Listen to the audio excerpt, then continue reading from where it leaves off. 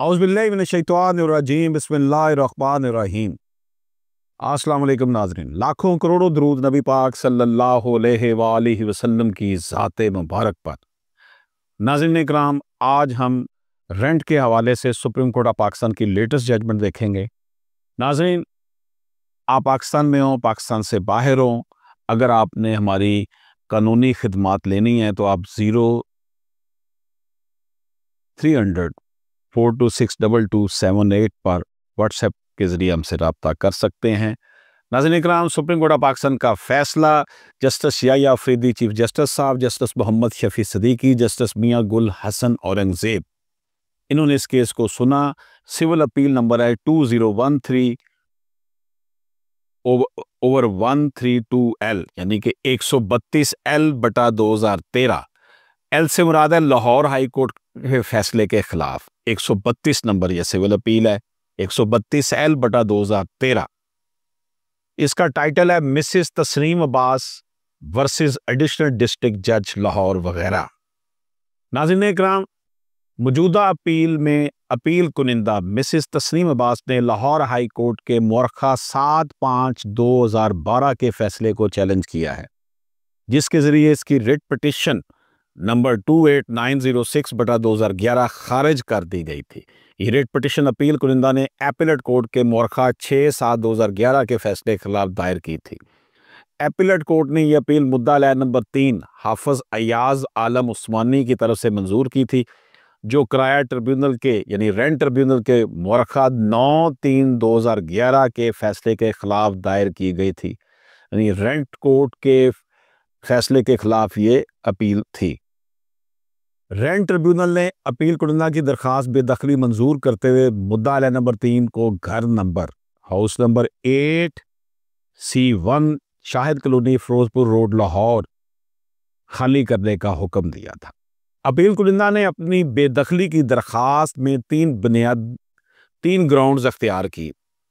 Number 1, किराया अदा करने में डिफ़ॉल्ट, ज़ाती ज़रूरत, ज़ाती तौर पर मकान की हाजत, किरायानामा मुअर्रखा 31/12/1996 की खिलाफ वर्जी, क्योंकि मकान को रिहायशी के बजाय कमर्शियल इस्तेमाल में लाया गया था। मुद्दा अलैह नंबर 3 ने यह दावा किया कि अपील कुनिंदा और इसके दरमियान मालिक और किराएदार का कोई ताल्लुक मौजूद ही नहीं। रेंट ट्रिब्यूनल ने सबूत सुनने के बाद 9/3/2011 को फैसला दिया कि अपील कुनिंदा की दरखास्त दुरुस्त है।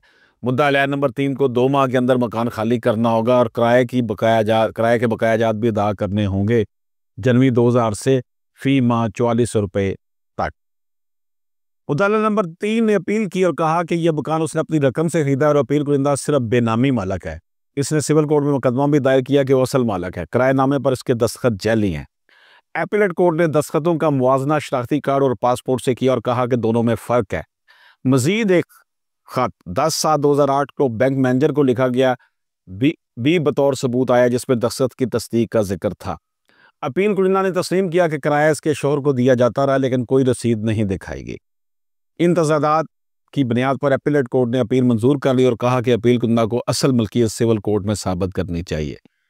अपील कुनिंदा ने फिर लाहौर हाई कोर्ट में रिट पिटिशन दायर की, लेकिन हाई कोर्ट ने कहा कि रेंट ट्रिब्यूनल जो है रेंटेड प्रेमिसेस जो ऑर्डिनेंस 2007 के मुताबिक रजिस्टर्ड नहीं था किरायानामा, और अपील कुनिंदा ने सेक्शन 9 के तहत जुर्माना जमा नहीं कराया, लिहाजा दरखास्त नाकाबिले समाअत है।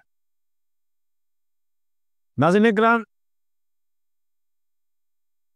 सुप्रीम कोर्ट ऑफ पाकिस्तान का कहना है कि हमने फ्रीकैन के मुकला के दलाइल गौर से सुने और रिकॉर्ड का बारीकबीनी से जायजा लिया। अपील कुनिंदा ने यह मौका अख्तियार किया कि किराया ट्रिब्यूनल बिल्कुल यानी रेंट ट्रिब्यूनल बिल्कुल दुरुस्त फैसला दिया था, क्योंकि रेंट रिकॉर्ड पर मौजूद है और मुद्दा अलैह नंबर 3 खुद को किराएदार के तौर पर पेश करता रहा, लेकिन एपीलेट कोर्ट ने अपनी हदूद से तजावज़ किया और असल मलकियत का सवाल उठा लिया, हालांकि यह सवाल किराए के मुकदमे में नहीं बनता।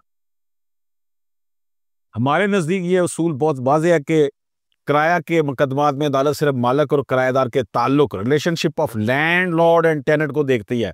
असल मलकियत के दावे सिविल कोर्ट में तय किए जाते हैं। अगर कोई शख्स किसी दूसरे को किराया देता है और उससे मकान लेता है तो वो बाद में मलकियत से इनकार नहीं कर सकता। डॉक्ट्राइन ऑफ एस्टॉपल है ये। रिकॉर्ड से साबित है कि मुद्दा अलैह नंबर 3 ने खुद को किराएदार के तौर पर पेश किया, उसने किराया अदा किया, अलबत्ता रसीदें नहीं दिखाई। वो किराया वो रेंट ट्रिब्यूनल के सामने भी यही कहता रहा कि मकान उसने खरीदा, लेकिन कोई रजिस्ट्री या कानूनी दस्तावेज नहीं दिखाई। ये बात साफ है कि वो अपील कुनिंदा का किराएदार था और बाद में मलकियत का दावा करके बचने की कोशिश करता रहा। एपीलेट कोर्ट ने सबूतों की गलत तशरीह की और असल मलकियत का सवाल छेड़ दिया, जो कि इसका दायरा अख्तियार ही नहीं था। ये काम सिर्फ सिविल कोर्ट कर सकती है, वैसे उसने सिविल कोर्ट ने एविडेंस लेनी होती है, लिहाजा एपीलेट कोर्ट का फैसला कानून के मुताबिक नहीं था। इस तरह हाई कोर्ट ने भी गलती की क्योंकि उसने रजिस्ट्रेशन के एतराज़ की बुनियाद पर अपील कुनिंदा की रेट पिटीशन खारिज कर दी। हालांकि असल मामला रजिस्ट्रेशन का नहीं था, बल्कि मालिक और किराएदार के ताल्लुक था। ये बात है कि अपील कुनिंदा किराएदार की ज़मीनदार है, लैंड लेडी है। मुद्दा लैंड नंबर 3 किराएदार था, उसने किराया दिया लेकिन बाद में मलकियत का दावा करके बचने की कोशिश की, जो कानूनन दुरुस्त नहीं। लिहाजा ये अपील मंजूर की जाती है। हाई कोर्ट और एपीलेट कोर्ट के फैसले कलादम करार दिए जाते हैं। रेंट ट्रिब्यूनल का मोरखा 9/3/2011 का हुक्म बहाल किया जाता है। मुद्दा लैंड नंबर 3 को हुक्म दिया जाता है कि मतनाज़ा मकान खाली करे और बकाया जात अदा करे।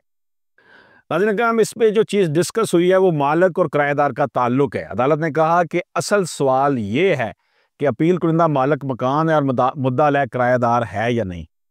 असल मलकियत का सवाल सुप्रीम कोर्ट ने वाज़ेह किया कि किराया के मुकदमे में असल मलकियत पर बहस नहीं हो सकती, यह सिविल कोर्ट का मामला है। एस्टॉपल का असूल, जो शख्स किसी दूसरे को किराया देता है और किराएदार के तौर पर रहता है, वो बाद में मलकियत से इनकार नहीं कर सकता। एपीलेट कोर्ट की गलती, एपीलेट कोर्ट ने अपनी हदूद से तजावज़ किया और मलकियत का सवाल उठाकर किराया ट्रिब्यूनल के दुरुस्त फैसले को उल्ट दिया। हाई कोर्ट ने रजिस्ट्रेशन और सेक्शन 9 के एतराज़ात की बुनियाद पर रिट खारिज की, जो असल सवाल ही नहीं था। यह हाई कोर्ट की गलती थी। सुप्रीम कोर्ट का हतमी फैसला, रेंट ट्रिब्यूनल का फैसला बहाल, अपील कुनिंदा को मालिक मकान तस्लीम किया गया। मुद्दा लैंड नंबर 3 को मकान खाली करने और बकाया जात अदा करने का हुक्म। तो ये है जनाब हमारा आज का टॉपिक। इजाज़त दीजिए, अल्लाह हाफिज़।